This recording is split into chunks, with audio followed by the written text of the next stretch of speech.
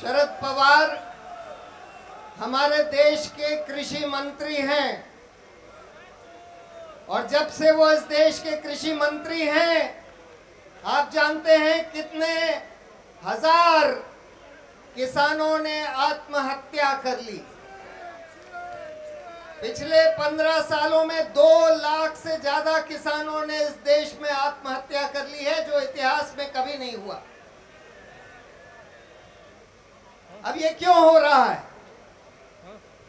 उसका उदाहरण क्यों हो रहा है, इस भ्रष्टाचार की चार्जशीट में छुपा हुआ है। अब देखिए, हिंदुस्तान से गेहूं का आयात किया गया, 1500 रुपए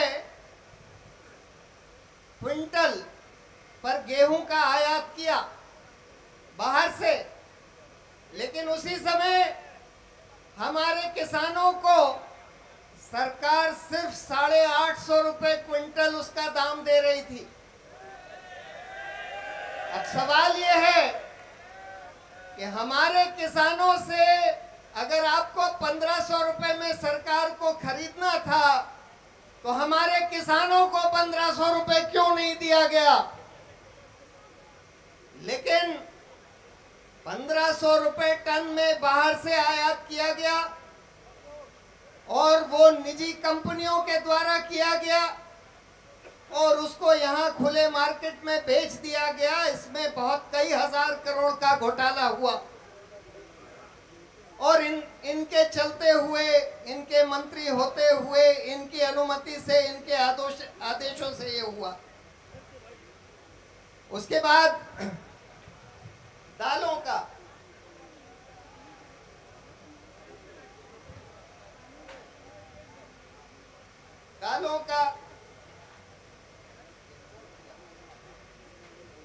का भी आयात किया गया। उसी तरह से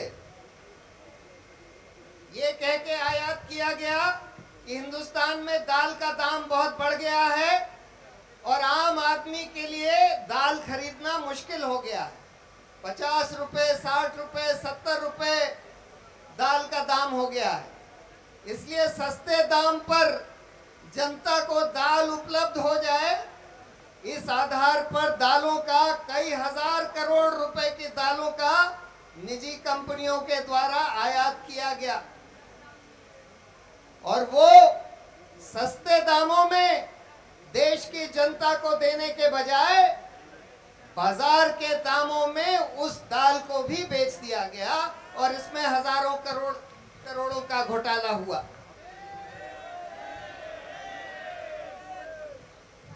उसके अलावा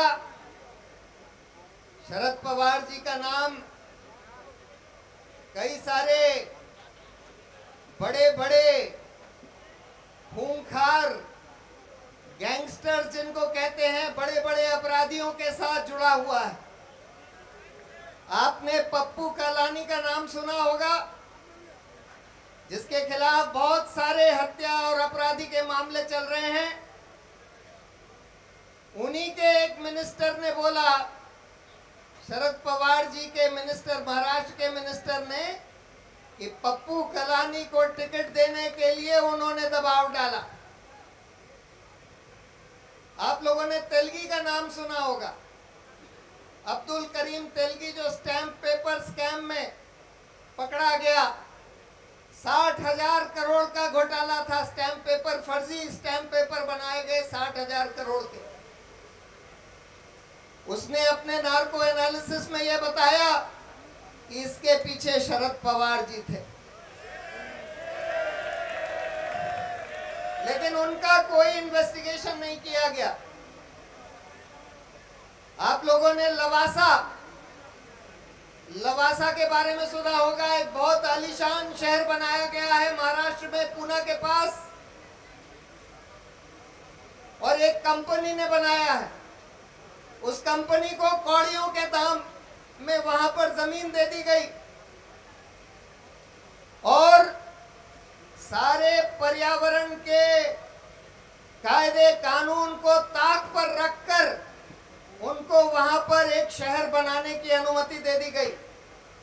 बाद में पर्यावरण मंत्रालय ने हाल में उनका वो लाइसेंस, वहां पर शहर बनाने का लाइसेंस रद्द कर दिया कि उन्होंने सारे कायदे कानून वायलेट करके बनाया है।